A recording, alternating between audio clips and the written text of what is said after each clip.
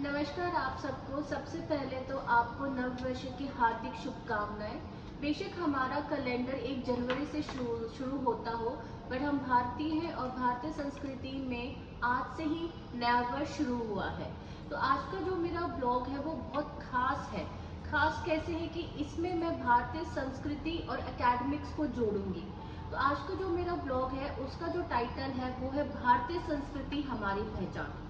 आज हम बात करेंगे उस विरासत की जो हजारों सालों से हमारे जीवन का आधार रही है। भारत केवल एक देश नहीं है बल्कि संस्कृतियों का संगम है, जहां हर राज्य, हर भाषा, हर परंपरा की अपनी एक कहानी है। क्या आपने कभी सोचा है कि नमस्ते कहने के पीछे क्या भावनाएं छुपी होती हैं? ये सिर्फ अभिवादन नहीं बल्कि सामने वाले के प्रति सम्मान और विनम्रता का प्रतीक है। तो आज के ब्लॉग में मेरा स्वागत है दीपक भैया का। ये हमारे डिपार्टमेंट की वो नींव है जिसने पूरे डिपार्टमेंट को सहेज के रखा हुआ है। इनका छोटा छोटा योगदान ही हम जैसे फैकल्टीज और स्कॉलर को मोटिवेट करते हैं, जिनको हम बोलते हैं ना कि बैक स्टेज ही हमारे साथ काम करते हैं। तो दीपक भैया को ब्लॉग में लाने का मेरा ये उद्देश्य था क्योंकि दीपक भैया की जो हमारी भारतीय संस्कृति है उस पर बहुत ज़्यादा पकड़ है। तो ये कहने की बात है कि अगर आप स्टूडेंट हो तो आपको ज़्यादा नॉलेज है, ये बिल्कुल गलत है। अगर आप एक आम आदमी हो और आपको भी किसी चीज़ की नॉलेज है तो हमें उसको और ज़्यादा बढ़ावा देना चाहिए। तो मैं स्वागत करती हूँ दीपक भैया आज आपका। और सबसे पहले आप बिल्कुल सनातन धर्म को बहुत ज़्यादा प्रमोट करते, तो आपको नववर्ष की हार्दिक शुभकामनाएं। तो मेरा आपके साथ सिर्फ ये मतलब बात करने का ये है मोटिव है कि आप ये बताओ कि आज के जो स्टूडेंट्स हैं उनको आप भारतीय संस्कृति से कैसे जोड़ने के लिए आप उनको मोटिवेट करोगे? मैं इसके साथ आपके चैनल के माध्यम से आपके दर्शकों को मैं हिंदू नववर्ष को प्रणाम। और ये हिंदू नववर्ष 2083 विक्रम संवत हिंदू नववर्ष ये हमारे सनातन धर्म से है। अब आप ये देखिए, एक्चुअली हमें भी नहीं पता जो भी आपने बताया कि कौन सा विक्रम 7 चल रहा है।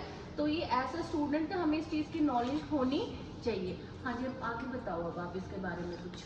आगे जैसे आज की जो शिक्षाएं हैं, जैसे स्टडी है, बच्चे जैसे बाहर की जो विदेश स्टडी है उसको लागू कर रहे हैं, मतलब उसको ही एक तरह से अपना लिया है। हाँ, और जो हमारी पुरानी संस्कृति है, परंपराएं, शिक्षाएं वो एक तरह से भूल पड़ती जा रही, धीरे धीरे अपनी संस्कृति को समाप्त हम खुद करते जा रहे। जैसे पहले गुरुकुल में होता था कि बच्चे छोटी सी उम्र में घर को त्याग करके अपने गुरु के साथ चले जाते थे और वहां से निकलकर हम निपुण ही होकर आते थे। जैसे किसी भी उसमें ले लो, जैसे विद्यार्थी का स्वभाव किसी भी का काम में अच्छा है, मन लगता है, तो उसी सांचे में गुरु उसको ढाल देते थे और उसको निपुण और भारत देश के लिए और संस्कृति के लिए और देश की रक्षा के लिए वो बच्चा विद्यार्थी अपना देश के लिए समर्पित हो जाता था। ओके, तो दीपक भैया मैं आपसे पूछना चाहूँगी, जैसे आजकल के स्टूडेंट्स क्या होते हैं मॉडर्न लाइफस्टाइल को ज़्यादा अचीव करने की कोशिश करते हैं, तो आप उनको क्या बोलना चाहोगे कि मॉडर्न लाइफस्टाइल से ज़्यादा कैसे आप उनसे छोड़ सकते हो, कैसे आप अपना जो जीवन जो हमारा बिल्कुल ज़मीनी स्तर पर कैसे आ सकते हो? ऐसा है जैसे हम वस्त्र पहनते हैं, मतलब वस्त्र जो बाहर विदेशी वस्त्र आज जैसे जीन्स चली हुई है, मतलब जीन्स सर्दियों के टाइम का पहनने के लिए कपड़ा होता है। और जो हमारे वस्त्र है वो एक सूती वस्त्र है जिससे हमारे शरीर को हवा मिलती रहती है। और जो हमारा वातावरण है, हमारे देश का प्यार वो है, तो उस हिसाब से हमारे सूती वस्त्र और बहुत कंफर्टेबल है। और देखा जाए जैसे विदेशों में क्या ठंड बहुत ज़्यादा रहती है, तो इसके लिए वहाँ के हिसाब से उनके लिए वो जींस का कपड़ा और जो उनकी संस्कृति वो उनके हिसाब से बेस्ट है। और लेकिन हमारे लिए हमारे जो संस्कृति है वैसे हमें को पहनना चाहिए अच्छा। लगता है उससे शरीर भी फिट रहता है। मैं आपको बताना चाहूँगी, दीपक भैया एक्चुअली इस चीज़ पे भी फोकस करते हैं कि आजकल के युवा ज़्यादातर नशा और शराब की तरफ ज़्यादा जा रहे हैं। आपने मेरे साथ पहले भी जिक्र करा था कि इसके ऊपर भी बात करना चाहते हैं। तो बस आप मुझे लास्ट की 2-3 लाइनें आप मुझे ऐसे ही बता दीजिए कि जिससे हम स्टूडेंट्स को ये बोल सके कि आप देसी खान पान पे आइए, ना कि जो ये बाहर का जो कल्चर होता है, नशा पता जो भी वो करते हैं उनको कैसे छोड़ें और कैसे अपनी भारतीय संस्कृति को और ज़्यादा प्रमोट करें। देखो, इसके लिए मैं बताना चाहता हूँ, नशा तो शरीर को साथ खराब करता है, लेकिन इससे ज्यादा जैसे हम जो खाद्य पदार्थ पीते हैं जैसे कोल्ड ड्रिंक्स वगैरह, ये भी एक तरह नशे से भी बदतर है। ये हमारे शरीर को बिल्कुल ही खराब कर देता है। और नशा तो मतलब कोई भी चीज हो, लत तो ज्यादा खराबी रहती है।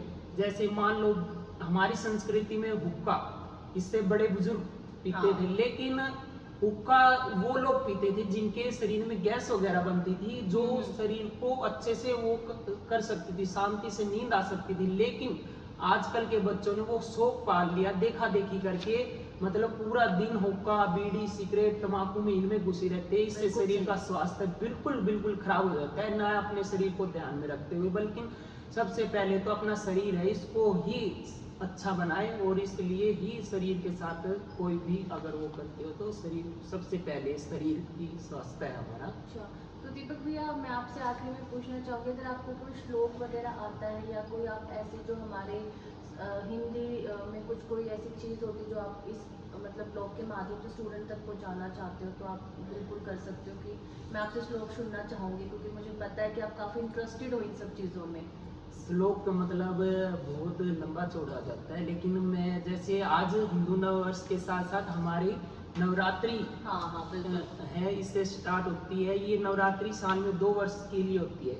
आज जो दिन है भगवान इसका श्री राम जी का वो मतलब स्वयंवर मतलब तिलक आज ही के दिन हुआ था। राज्य स्थापना आज ही के दिन हुई थी। इसके साथ जो राजस्थान है उसका भी आज ही के दिन ही राज्य घोषित हुआ था। और जो गौतम बुद्ध है उनका जन्म भी मतलब इसी के टाइम बता रहे हैं। और साथ ही साथ जो स्त्री है वो एक देवी स्वरूप में माना गया है। स्त्री से ऊपर कोई भी नहीं है, स्त्री ही संपदा, स्त्री ही शक्ति है, स्त्री से बढ़कर कुछ नहीं है। लेकिन लोग कहते हैं कि हमारे देश में स्त्री को स्थान नहीं है, लेकिन सबसे पहले हमारे हिंदू धर्म में और सनातन धर्म में इसको स्त्री को इतना महत्व दिया कि जितने भी नदियां हैं सब स्त्री के ऊपर है। और सभी भगवानों से पहले भगवान ने अपने नाम से पहले ही माता सीता जैसे और शिव पार्वती ऐसे करके राधा कृष्ण सबसे पहले अपनी पत्नी को रखा, यानी कि एक स्त्री को सबसे ज्यादा महत्व दिया है हमारे देश में और हमारे सनातन धर्म में। तो ये थे विचार दीपक भैया के सनातन धर्म और आज हमारे नववर्ष को लेके। मैं दीपक भैया के साथ आगे आने वाले टाइम में इस चीज़ पे हम और ज़्यादा बात करेंगे, बट समय की कमी होने के साथ साथ दीपक भैया आज आपका जो योगदान है, जो आपने स्टूडेंट्स को बताया कि हमें नशा पता नहीं करना चाहिए और हमें हमारे भारतीय संस्कृति को जीवित रखना चाहिए। मतलब मैं आपको बताना चाहूँगी कि 11-12 साल के जो मेरे इस टीचिंग करियर में मैंने पहली बार किसी एक ऐसे इंसान को देखा है कि जो अपने मतलब हिंदू धर्म से इतना ज़्यादा जुड़े हुए हैं कि कोई भी त्योहार हो, कोई भी चीज़ हो, ये ज़रूर इनको ज़रूर पता होता है। जैसे कुछ चीज़ें आज भी इन्होंने बताई थी वो मुझे नहीं बताता एज अ स्टूडेंट। तो दीपक भैया मैं आपका बहुत बहुत आभार करती हूँ कि आज आपने मुझे अपनी 10 मिनट दी। सिर्फ एक मुझे लास्ट में एक लाइन में कोई आप श्लोक सुना दीजिए, क्योंकि मेरा बड़ा मन है, मुझे पता है आपको आता भी है। आप सुना दीजिए बस। ये है, मैं श्लोक सुनाता हूँ।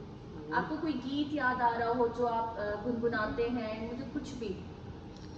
मैं एक पंचरा गीत है देवी माता का। हाँ जी, क्योंकि आज नवरात्रि स्टार्ट है तो मैं इसी के ऊपर कहना चाहता हूँ। हंसके उठेली हंसके माता जा चंदर पर थार भवानी नींबू जटा पर जटा नरियर आस पास के नरियर के बाड़ी के केवड़ा सदा स्वर सवर देख हंस विराजे। हंस के दाहिने पनुआ साजे पनुआ ऊपर दाई विराजे। दाई संग में भैरव साजे भैरव संग लंगूर विराजे। अंश मंश कुंज निवारे ध्वज लहराए लहराए हो मैया ध्वज लहराए लहराए हो मैया। जय माता दी। ये दीपक भैया मुझे बहुत अच्छा लगा कि आपको इस तरीके का कुछ आता है, तो मुझे ज़रूर सिखाएगा जब मेरी पीएचडी ख़त्म हो जाए तो। तो ये था मेरा आज का व्लॉग। आप सबको नए वर्ष की हार्दिक शुभकामनाएं, और इसी तरीके से कुछ नॉलेजेबल मैं आपके सामने प्रस्तुत करती रहूंगी। आप सबको मेरी तरफ से नमस्कार।